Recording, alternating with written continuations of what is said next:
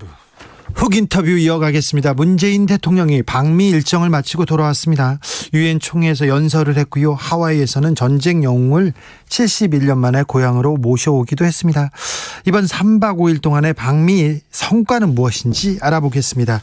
미국 순방길 함께한 박경미 청와대 대변인, 안녕하세요. 네, 안녕하세요. 어제 밤에 오셨죠? 네, 어제 밤에 왔습니다. 피곤하시겠습니다. 네, 3박 5일 뉴욕과 호놀룰루의 빡빡한 일정이었습니다. 참모진도 이렇게 힘든데 행사마다 연설하고 또 지도적 발언을 하셔야 되는 대통령 얼마나 힘드셨을까 싶습니다. 이번 순방 비행 시간이 35시간이 넘는데요. 뉴욕에서는 잠깐 좀 말씀드리면요. 네. 유엔 총회와 SDG 모멘트 연설, 또 영국, 슬로베니아, 베트남과의 정상회담, 또 화이자 회장, 유엔 사무총장 접견, 언론 인터뷰도 했잖아요. 네, 맞습니다. 그리고 한미 백신 협력 협약, 또 하와이로 가서는 펀치볼 국립묘지 참배, 독립유공자 훈장 추서식, 또 한미 유해 상호 인수식, 그리고 서울공항에서의 유해 봉환식까지 14개의 일정을 소화하는 숨가쁜 시간이었습니다. 네. 올해 대통령 휴가도 못 가셨는데 추석 연휴도 반납하신 거죠. 물론 저도 마찬가지입니다만. 뉴욕에서 좀 짬은 없었습니까? 다른데 좀 그런 시간이 거의 없었습니다. 그런 시간은 없습니까? 임기 5년 동안 유엔 총회 5번 참석입니다. 유엔의 총회에는 계속 개근입니다. 네, 개근하셨죠. 좀 특별하게 유엔에 의미를 두시는 건가요? 네, 올해의 경우는 남북 동시 유엔 가입 30주년이니까 꼭 가셔야 했죠. 대통령님 출국하실 때 매신 넥타이가 빨간색과 청색 사선이 교대로 있는 넥타이였는데요. 남북 정상이 두 손 맞잡고 유엔 총회에 참석하지는 못했지만 저는 넥타이에 그런 바람을 담으셨다고 생각을 합니다. 예. 그리고 이게 말씀드리고 싶은 건요. 우리 언론이 주로 미국, 일본, 중국과 외교에 대해서만 큰 관심을 보여왔는데 이제는 유엔, 또 G20, APEC, 아세안 같은 다자 외교에도 관심을 가져주셨으면 좋겠습니다. 네, 그렇죠. 네. 네. 그렇죠. 미국만 있는 게 아니죠. 중국만 있는 게 아니고요. 네. 그런데 이번 유엔 총회에는 정상들 많이 가지 않았더라고요. 비대면으로 화상회의로 이렇게 개최됐는데 문 대통령이 현지에 직접 참석한 이유는 뭡니까? 네, 화상과 대면을 하이브리드로 이렇게 결합시키기는 했지만 사실 많은 분들이 참석은 하셨습니다. 그리고 이번 유엔 총회를 앞두고 유엔 사무국이 대면 참석 절차를 전 회원국에게 안내한 바 있고요.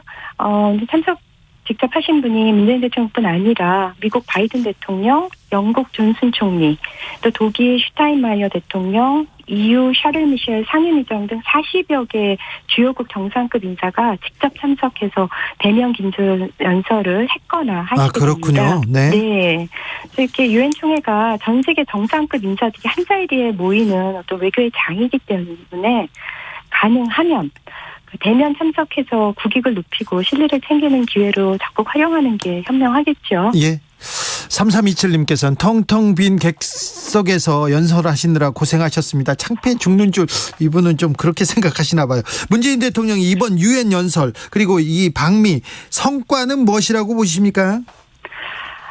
크게 4가지로 정리해 볼 수 있을 것 같은데요. 첫 번째는 유엔 총회 연설에서 전쟁 불용, 상호 안전보장, 공동번역의 3가지 원칙 재강조하고 또 이와 함께 종전선언을 말씀하셨죠. 그렇죠. 그러니까 결국 상생과 협력의 한반도를 위해 최선을 다하겠다는 점 확인하신 거고요.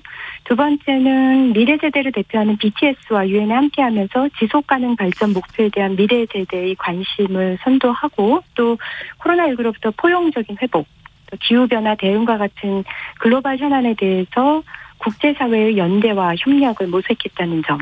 그리고 세 번째는 화이자 회장 접견과 한미 백신 협약 체결을 통해서 안정적인 백신 공급과 글로벌 백신 허브로의 도약을 추진한 것. 그것도 매우 중요하겠죠.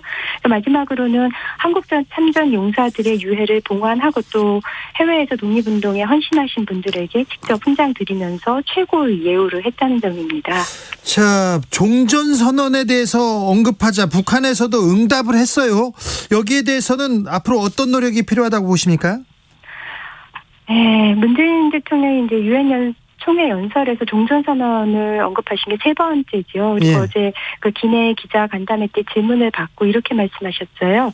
종전선언은 평화협정의 입구라고. 예. 다시 말해서 이 종전선언은 한반도 평화 프로세스의 문이 될 텐데요.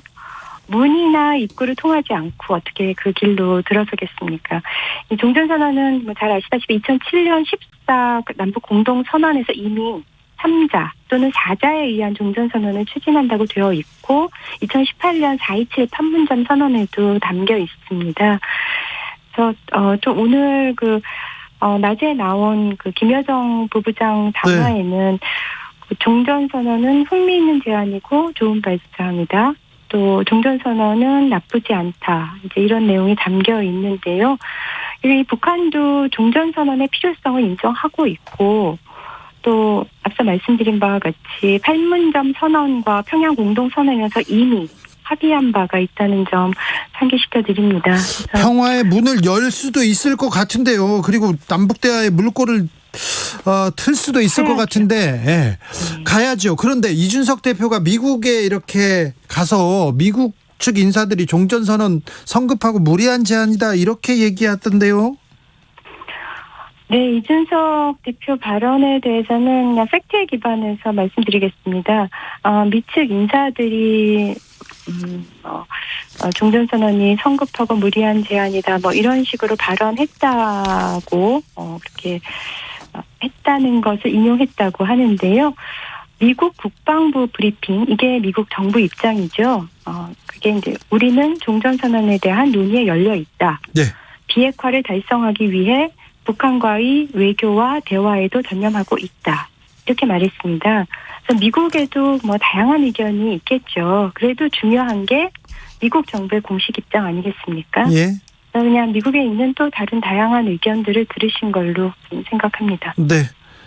야당에서는 좀 기분이 나쁜 것 같은데, 네. 그 얘기는 안 하시네요. 자, BTS 이번 그 유엔 총회 화제는 당연히 BTS였습니다. BTS의 연설 훌륭했고요. 공연 와 대단했습니다. 그런데 조선일보를 비롯한 일부 언론에서는 연예인 마케팅 너무 심하다, 너무 숟가락 얹는 거 아니냐 이런 비판도 있습니다.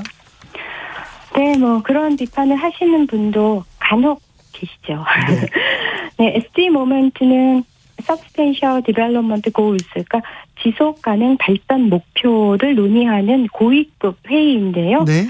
개회식에 문재인 대통령과 BTS가 유엔으로부터 초청을 받아서 함께 하신 겁니다. 네. 그러니까 우리가 손들어서 우리 갈게요 한 게 아니라요. 유엔에서 그렇게 요청을 한 거예요. 네. 근데 SDG 모먼트 개회식에는 회원국 정상으로는 유일하게 문재인 대통령이 연설을 하셨고 또 BTS가 돌아가면서 발언을 했습니다. 예. 그럼 이 BTS는요, 그 세계적인 K-팝 그룹 그 이상이잖아요. 네. 그러니까 BTS 노래 Life Goes On 보면 그 코로나에 지친 세계인들에게 위로를 줬고 또 Permission to Dance는 수화를 섞어서 안무를 함으로써 어떤 차별을 넘어서 보편적인 인류애를 노래한 거죠. 그게 바로 선한 영향력이 아닐까 싶습니다. 네, 이번에 그 BTS의 이 퍼포먼스나 연설 중에 네. 대변인께서는 어떤 점이 가장 기억에 남습니까? 아마 많은 분들의 마음속에 남아있는 말일 것 같은데요. 예. 그 자신들은 로스 제너레이션, 잃어버린 세대가 아니라 네. 웰컴 제너레이션, 환영받는 세대라고 말한 거예요. 예. 그리고 저는 그 퍼미션 투 댄스 유엔 본부 건물의 그 내부와 외부를 배경으로 네. 찍은 동영상 있잖아요. 쭉 이렇게 한번 대단하죠. 휘젓고 다니는데 어우 너무 멋있더라고요. 글쎄요.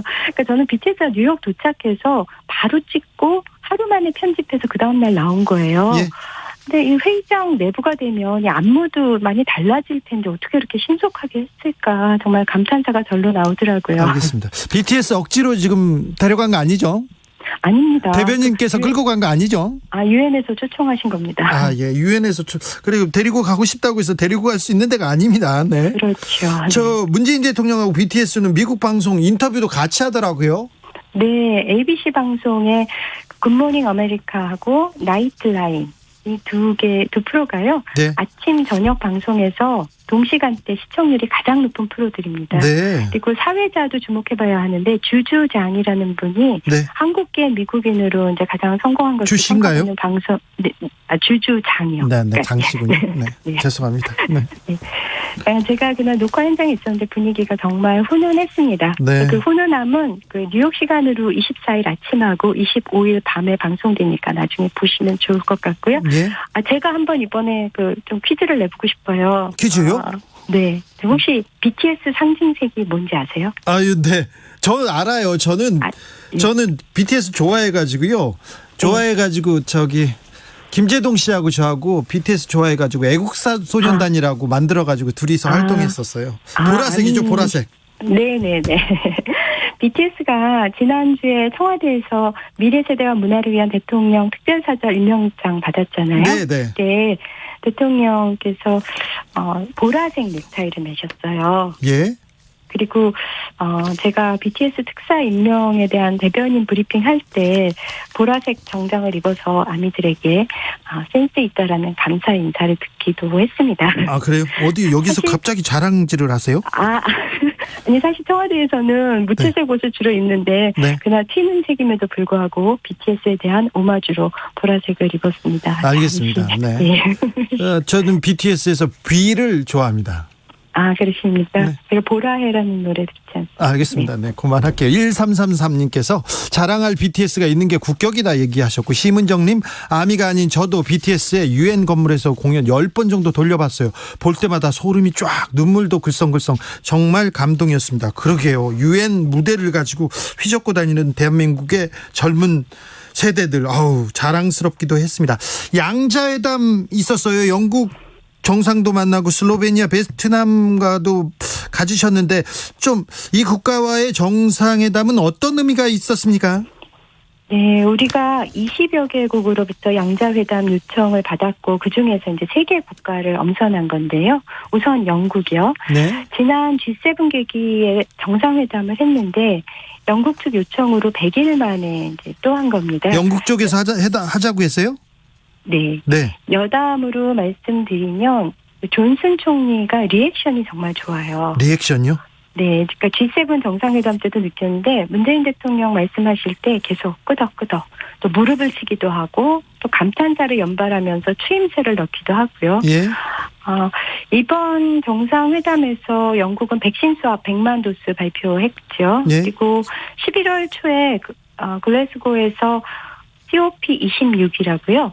UN 기후대응 정상회의 아주 중요한 회의가 열리는데 우리도 참석해서 온실가스 감축 목표 NDC를 발표하게 돼요. 예. 영국은 COP26의 의장국이고 또 UN 안보리 상임이사국이기도 하고 우리에게 매우 중요한 국가죠.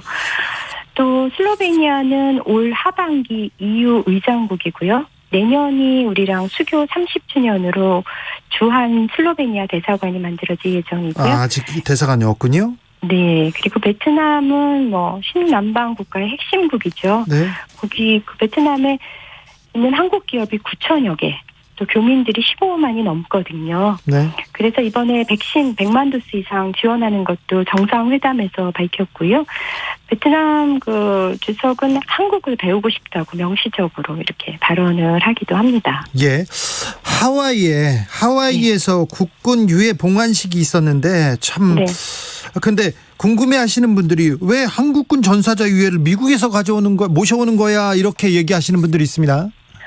네, 그러니까 하와이에서 이번에 68분의 유해를 모셔왔는데 네. 이게 이제 어떻게 된 거냐면은 북한에서 미군 유해를 송환할 때 네. 같이 미국에 가시게 된 거였어요. 그렇군요. 네. 네, 감식 결과 한국인으로 밝혀져서 다시 이제 봉환을 한 건데요.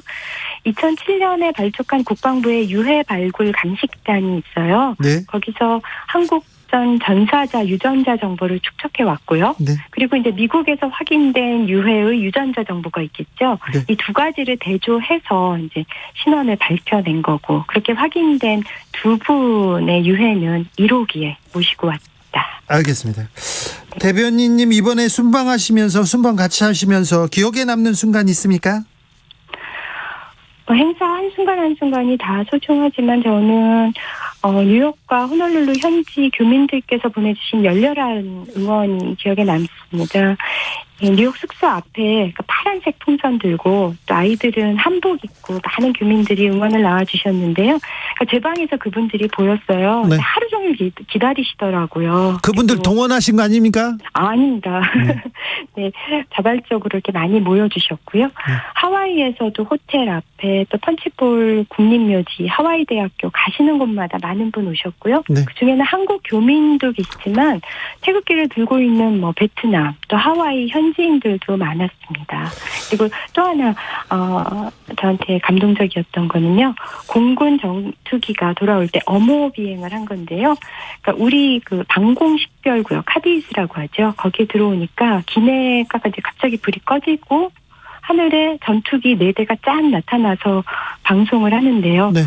선배님들 이제 잘 모시겠다. 이렇게 든든한 목소리 들으면서 이게 바로 국가구나 하는 생각에 울컥했습니다. 알겠습니다. 하이든님께서 1호기에서 라면 드셨는지 물어봐 주세요. 이렇게 물어봅니다. 라면은 안 먹었습니다. 이번에. 그래? 이번엔 안 먹었어요?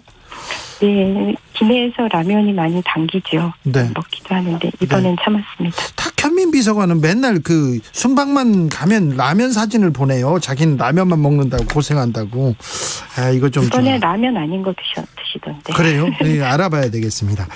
자, 코로나 유행 심각한데요. 추석 연휴가 끝나자마자 확진자가 대폭 늘었습니다. 정부에서 좀 기존의 거리두기 체계나 방역 정책 변화 고려하고 있는지 궁금합니다. 네, 앞서 또 이재갑 그 전문가께서 또 말씀하시던데요. 네. 방역 당국에서 그 10월 말부터 11월 초 사이에 단계적 일상 회복을 위한 검토가 가능하다고 이제 그렇게 언급을 했었죠. 예. 그러니까 10월 말이면 이제 전 국민 70%, 성인의 80%, 그리고 고령층의 90%가 백신 접종이 완료되는 시기이고 어제 기자 간담회에서 문 대통령도 단계적 일상 회복의 시기를 그렇게 말씀하셨습니다. 네. 되면 이제 새로운 그 방역 체계가 좀 필요하겠죠. 네. 문재인 대통령 가까이서 모시면서요. 네. 이 부분은 아닌 것 같아. 이 부분은 고쳤으면 좋겠어요. 그런 거 있습니까? 아직까지 발견하지 못했습니다. 아직까지 이거 참 모범 답안을 또 준비하셔 놓으셨군요. 당황은 조금 하셨습니다만. 조현수님께서 요즘 10대들은 BTS 영상을 보고 유엔이 그렇게 대단한 곳이야 이렇게 얘기한답니다. 그렇군요. 10대들은 그렇게 읽고 있군요. 지금까지 박경미 청와대 대변인이었습니다. 네, 함께해 주셔서 감사합니다. 감사합니다. 네.